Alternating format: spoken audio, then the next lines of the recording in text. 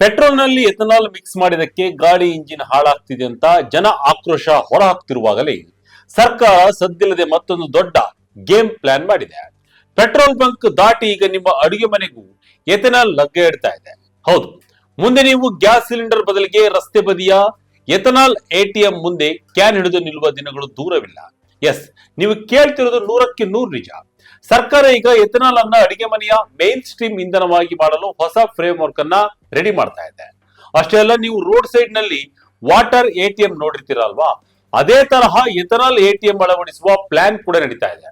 ಗ್ರಾಹಕರು ಈ ಎಟಿಎಂ ಗಳ ಮೂಲಕ ಕ್ಯಾನಿಸ್ಟರ್ ಗಳಲ್ಲಿ ಎಥನಾಲ್ ಖರೀದಿಸಿ ಮನೆಯಲ್ಲಿ ಪ್ರತ್ಯೇಕವಾಗಿ ಡಿಸೈನ್ ಮಾಡಿದ ಸ್ಟವ್ ಗಳಲ್ಲಿ ಅಡುಗೆ ಮಾಡಲು ಬಳಸಬಹುದು.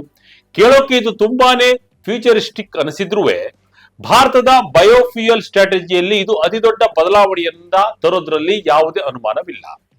ಭಾರತ ಈಗಾಗಲೇ E20 ಅಂದರೆ ಪೆಟ್ರೋಲ್ ನಲ್ಲಿ 20% ಎಥನಾಲ್ ಬ್ಲೆಂಡಿಂಗ್ ಮಾಡುವ ಟಾರ್ಗೆಟ್ ಅನ್ನ ಡೆಡ್ ಲೈನ್ ಗಿಂತ ಮೊದಲೇ ರೀಚ್ ಮಾಡಿದೆ.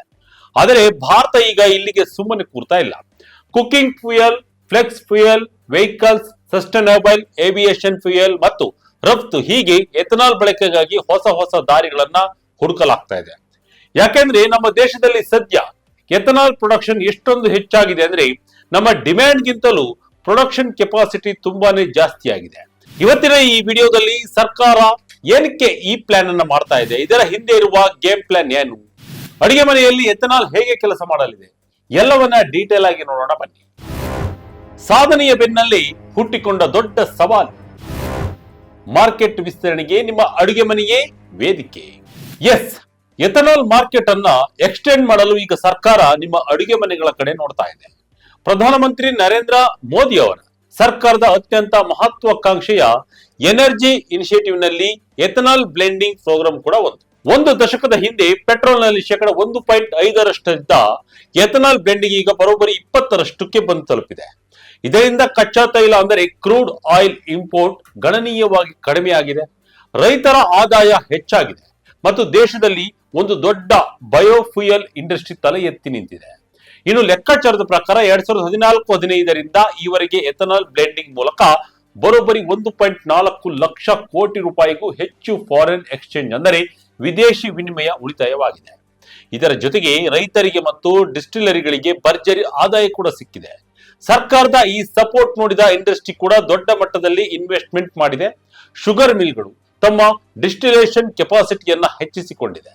ಧಾನ್ಯ ಆಧಾರಿತ ಅಥವಾ ಗ್ರೇನ್ ಬೇಸ್ಡ್ ಎಥನಾಲ್ ಉತ್ಪಾದಕರು ಮಾರ್ಕೆಟ್ಗೆ ಅಗ್ರೆಸಿವ್ ಆಗಿ ಎಂಟ್ರಿ ಕೊಟ್ಟಿದ್ದಾರೆ. ಉತ್ತರ ಪ್ರದೇಶ, ಬಿಹಾರ, ಮಹಾರಾಷ್ಟ್ರ ಸೇರಿ ಹಲವು ರಾಜ್ಯಗಳಲ್ಲಿ ಹೊಸ ಪ್ರಾಜೆಕ್ಟ್ಗಳು ಬಂದಿವೆ. ಇದರ ರಿಸಲ್ಟ್ ಏನಪ್ಪಾ ಅಂದ್ರೆ ಭಾರತದಲ್ಲಿ ಈಗ ಎಥನಾಲ್ ಉತ್ಪಾದನಾ ಸಾಮರ್ಥ್ಯ ಅತ್ಯಂತ ಭಾರೀ ಪ್ರಮಾಣದಲ್ಲಿ ಬೆಳೆದು ನಿಂತಿದೆ. ಈ ನಂಬರ್ಗಳನ್ನ ನೋಡಿದ್ರೆ ಎಲ್ಲವೂ ಅರ್ಥವಾಗುತ್ತೆ. 700 ಕೋಟಿ ಲೀಟರ್ ಇಂಧನಕ್ಕೆ ಇಲ್ಲಿದೆ ಡಿಮ್ಯಾಂಡ್. ಅಡುಗೆ ಮನೆಯಲ್ಲಿ ಎಥನಾಲ್ ಬಳಸುವ ಸರ್ಕಾರದ ಐಡಿಯಾ ಹಿಂದೆ ಒಂದು ದೊಡ್ಡ ಕೆಪಾಸಿಟಿ ಲೆಕ್ಕಾಚಾರ ಇದೆ. ಕೇರ್ ಎಡ್ಜ್ ರೇಟಿಂಗ್ಸ್ ನ ಮೇ ತಿಂಗಳ ವರದಿಯ ಪ್ರಕಾರ ಭಾರತದ ವಾರ್ಷಿಕ ಎಥನಾಲ್ ಉತ್ಪಾದನಾ ಸಾಮರ್ಥ್ಯ ಈಗಾಗಲೇ 2,000 ಕೋಟಿ ಅಂದರೆ 20 ಮಿಲಿಯನ್ ದಾಟಿದೆ. ಅಷ್ಟೇ ಅಲ್ಲ, ಚಾಲ್ತಿ ಹಣಕಾಸು ವರ್ಷದಲ್ಲಿ ಇದನ್ನ ಇನ್ನೊಂದು 400 ಕೋಟಿ ಅಂದರೆ 4 ಬಿಲಿಯನ್ ಲೀಟರ್ ಕೆಪಾಸಿಟಿ ಆಡ್ ಆಗಲಿದ್ದು ಒಟ್ಟು ಕೆಪಾಸಿಟಿ ಬರೋಬ್ಬರಿ 2,400 ಕೋಟಿ ಲೀಟರ್ಗೆ ತಲುಪಲಿದೆ. ಆದರೆ ನಮ್ಮ ಡಿಮ್ಯಾಂಡ್ ಎಷ್ಟಿದೆ ಗೊತ್ತಾ? ನಿಮಗೆ ಆಶ್ಚರ್ಯ ಆಗ್ಬೋದು. ಸರ್ಕಾರದ E20 ಬ್ಲೆಂಡಿಂಗ್ ಪ್ರೋಗ್ರಾಂಗೆ ಕೇವಲ ವರ್ಷಕ್ಕೆ 1,100 ಕೋಟಿ ಲೀಟರ್ ಎಥನಾಲ್ ಸಾಕು. ಇನ್ನು ಲಿಕ್ಕರ್ ತಯಾರಕರು, ಫಾರ್ಮಾಸ್ಯೂಟಿಕಲ್ಸ್ ಮತ್ತು ಕೆಮಿಕಲ್ಸ್ ಪ್ರೊಡ್ಯೂಸರ್ಸ್ಗೆ ಬೇರೆ ಕಡೆಯಿಂದ 300ರಿಂದ 350 ಕೋಟಿ ಲೀಟರ್ ಡಿಮ್ಯಾಂಡ್ ಇರುತ್ತೆ. ಅಂದ್ರೆ ಎರಡೂ ಸೇರಿಸಿದ್ರು ಸುಮಾರು 1,400ರಿಂದ 1,450 ಕೋಟಿ ಲೀಟರ್ ಮಾತ್ರ ಬಳಕೆ ಆಗುತ್ತೆ. ಹಾಗಾದ್ರೆ ಉಳಿದಿದ್ದೆಷ್ಟು? ಎಸ್, ನಿಮ್ಮ ಲೆಕ್ಕ ಕರೆಕ್ಟ್ ಆಗಿದೆ. ಬರೋಬ್ಬರಿ 700 ಕೋಟಿ ಅಂದರೆ 7 ಬಿಲಿಯನ್ ಲೀಟರ್ ನಷ್ಟು ಕೆಪಾಸಿಟಿ ಇನ್ನು ಅನ್ಯೂಟಿಲೈಸ್ಡ್ ಆಗಿ ಅಂದ್ರೆ ಹಾಗೆ ಉಳಿದು ಬಿಡುತ್ತದೆ. ದೇಶದಲ್ಲಿ ಎಥನಾಲ್ ಕೊರತೆಯೂ ಇಲ್ಲ, ಆದರೆ ಇನ್ವೆಸ್ಟ್ಮೆಂಟ್ ಮತ್ತು ಡಿಸ್ಟಿಲರಿಗಳು ಸಿದ್ಧವಾಗಿದ್ದರೂ ಅದನ್ನ ಬಳಸಿಕೊಳ್ಳಲು ಮಾರ್ಕೆಟ್ ಸಿಗುತ್ತಿಲ್ಲ. ಇದೇ ಕಾರಣಕ್ಕೆ ಈಗ ಪಾಲಿಸಿ ಮೇಕರ್ಸ್ ಬ್ಲೆಂಡಿಂಗ್ ಟಾರ್ಗೆಟ್ ಗಳಿಗಿಂತ ಕನ್ಸಂಪ್ಷನ್ ಟಾರ್ಗೆಟ್ ಗಳ ಕಡೆ ಗಮನ ಹರಿಸ್ತಾ ಇದ್ದಾರೆ.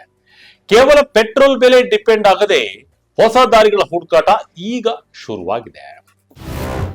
ಅಡುಗೆ ಮನೆಗೆ ಎಥನಾಲ್ ಬಿಗ್ ಎಂಟ್ರಿ, ಸಿಲಿಂಡರ್ ಇಂಪೋರ್ಟ್ಗೆ ಬೀಳುತ್ತಾ ಬ್ರೇಕ್.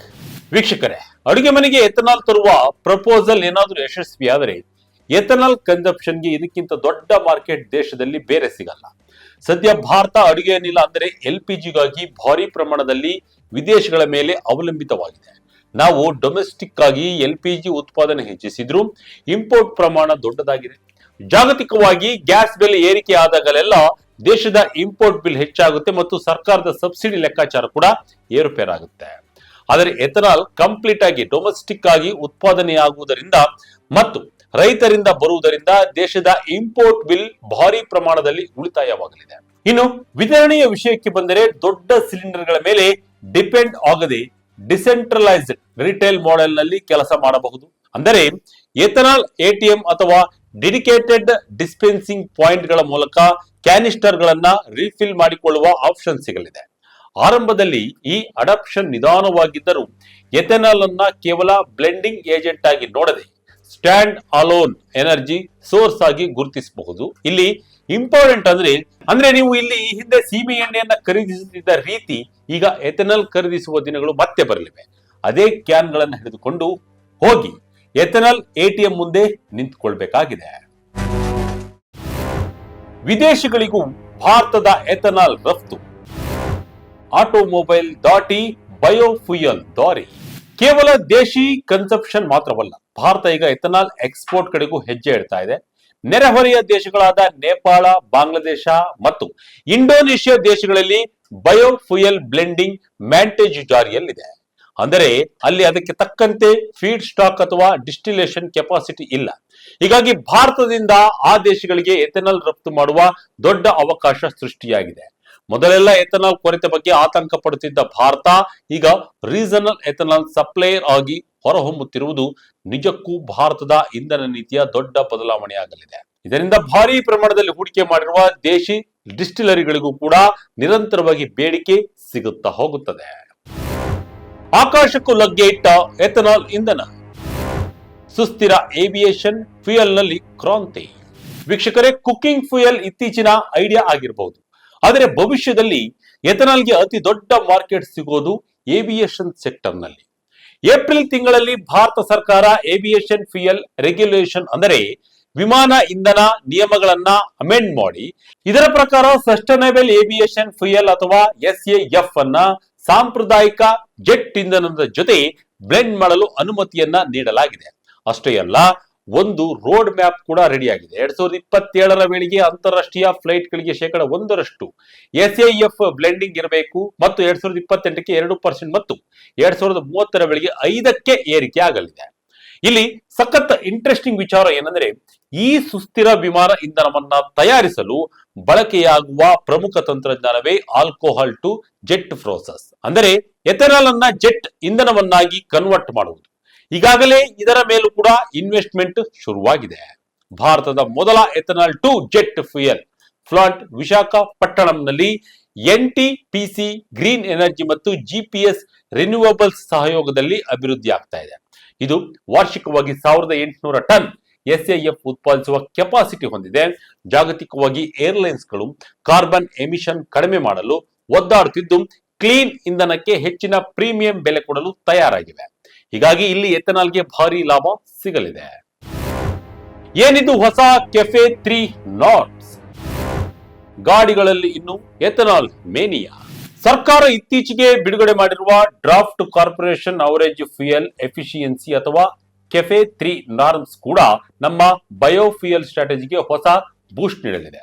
ಮೊದಲ ಬಾರಿಗೆ ಈ ಫ್ರೇಮ್ ವರ್ಕ್ ನಲ್ಲಿ ಎಥನಾಲ್ ಮತ್ತು ಇತರ ಬಯೋಫ್ಯೂಯಲ್ ಗಳ ಬಳಕೆಗೆ ಇನ್ಸೆಂಟಿವ್ ಗಳನ್ನ ಆಫರ್ ಮಾಡ್ತಾ ಇದೆ. ಇಷ್ಟು ದಿನ ಕೇವಲ ಎಲೆಕ್ಟ್ರಿಕ್ ವೆಹಿಕಲ್ಸ್ ಅಥವಾ ಇವಿಗಳ ಸುತ್ತ ಇರುತ್ತಿದ್ದ ಫ್ಯೂಯಲ್ ಎಫಿಷಿಯನ್ಸಿ ಚರ್ಚೆಗಳು ಈಗ ಎಥನಾಲ್ ಫ್ಲೆಕ್ಸ್ ಫ್ಯೂಯಲ್ ವೆಹಿಕಲ್ಸ್ ಮತ್ತು ಬಯೋಫ್ಯೂಯಲ್ಸ್ ಕಡೆಗೂ ಶಿಫ್ಟ್ ಆಗ್ತಾ ಇದೆ.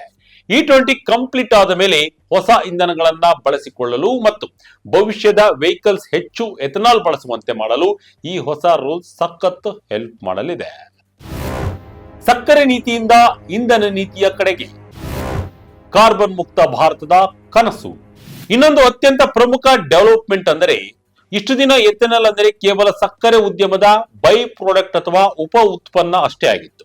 ಆದರೆ ಈಗ ಗ್ರೇನ್ ಬೇಸ್ಡ್ ಅಂದರೆ ಧಾನ್ಯ ಆಧಾರಿತ ಎಥನಾಲ್ ಪ್ರೊಡಕ್ಷನ್ ವೇಗವಾಗಿ ಹೆಚ್ಚಾಗಿದೆ. ಮುಖ್ಯವಾಗಿ ಮೆಕ್ಕೆಜೋಳ ಅಥವಾ ಜೋಳ ಪ್ರಮುಖ ಫೀಡ್ ಸ್ಟಾಕ್ ಆಗಿ ಮೂಡಿ ಬಂದಿದೆ.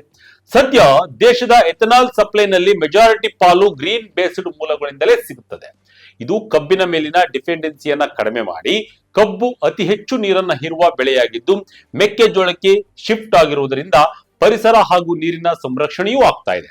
ಹೀಗೆ ಒಟ್ಟಾರೆಯಾಗಿ ಎಥನಾಲ್ ಕೇವಲ ಸಕ್ಕರೆ ನೀತಿಯ ಭಾಗವಾಗಿ ಉಳಿಯದೆ ದೇಶದ ಪ್ರಮುಖ ಇಂಧನ ನೀತಿಯಾಗಿ ಬದಲಾಗಲಿದೆ. ಈಗ ಅದು ಅಡಿಗೆ ಮನೆಗೂ ಕಾಲಿಡಲು ತಯಾರಾಗಿರುವುದು ಭಾರತದ ಇಂಧನ ಮಾರುಕಟ್ಟೆಯನ್ನೇ ಬದಲಿಸುವ ಶಕ್ತಿಯನ್ನ ಹೊಂದಿದೆ.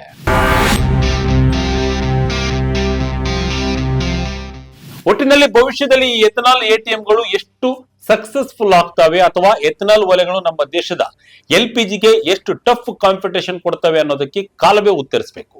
ಆದರೆ ನಮ್ಮ ದೇಶದ ಡಿಸ್ಟಿಲರಿಗಳು ಕೇವಲ E20 ಪೆಟ್ರೋಲ್ ಬ್ಲೆಂಡಿಂಗ್ ದಾಟಿ ಅದಕ್ಕಿಂತಲೂ ದೊಡ್ಡ ಭವಿಷ್ಯವನ್ನ ಎದುರು ನೋಡ್ತಾ ಇದ್ದಾವೆ. ಕೆಪಾಸಿಟಿ ಈಗಾಗಲೇ 20 ಬಿಲಿಯನ್ ಲೀಟರ್ ದಾಟಿ ಮುಂದೆ ಸಾಗ್ತಾ ಇದ್ದು ಇನ್ನು ಪ್ರೊಡಕ್ಷನ್ ಹೆಚ್ಚಿಸುವುದಕ್ಕಿಂತ ಹೆಚ್ಚಾಗಿ ಇರುವ ಕೆಪಾಸಿಟಿಗೆ ಹೊಸ ಮಾರ್ಕೆಟ್ ಗಳನ್ನ ಮತ್ತು ಕಸ್ಟಮರ್ ಗಳನ್ನ ಹುಟ್ಟು ಹಾಕುವುದು ಸರ್ಕಾರದ ಮುಂದಿರುವ ದೊಡ್ಡ ಸವಾಲಾಗಿದೆ. ಇದನ್ನ ಸರ್ಕಾರ ಯಾವ ರೀತಿ ಮಾಡುತ್ತೆ ಎಂಬುದನ್ನ ಕಾದು ನೋಡಬೇಕಿದೆ. ಅದರ ಜೊತೆ ಈಗಿರುವ E20 ಪೆಟ್ರೋಲ್ ಗೊಂದಲಗಳನ್ನ ಸರ್ಕಾರ ಬಗೆಹರಿಸಬೇಕಿದೆ. ಜನರಿಗೆ ಸಮಸ್ಯೆಯಾಗದ ರೀತಿ ಭರವಸೆಯನ್ನು ನೀಡಬೇಕಾಗಿದೆ. ಇಲ್ಲದಿದ್ದರೆ ಎಥನಾಲ್ ಕತೆ ಅಲ್ಲೇ ನಿಂತಿರುತ್ತೆ. ಓಕೆ, ನೋಡೋಣ ಸರ್ಕಾರ ಏನ್ ಮಾಡುತ್ತೆ ಅಂತ. ಆದರೆ ಈ ಹೊಸ ಎನರ್ಜಿ ರೆವಲ್ಯೂಷನ್ ಬಗ್ಗೆ ನಿಮಗೆ ಅನಿಸಿದ್ದನ್ನ ಕಮೆಂಟ್ ಮೂಲಕ ನೀವು ತಿಳಿಸಿ. ಇದಾಗಿತ್ತು ಈ ಕ್ಷಣದ ಇಂಟ್ರೆಸ್ಟಿಂಗ್ ಸ್ಟೋರಿ. ಇದೇ ರೀತಿಯ ಸ್ಟೋರಿಗಾಗಿ Vijaya Kanaka website, YouTube page, Facebook page follow ಮಾಡ್ತಾ ಇರಿ. ಧನ್ಯವಾದಗಳು.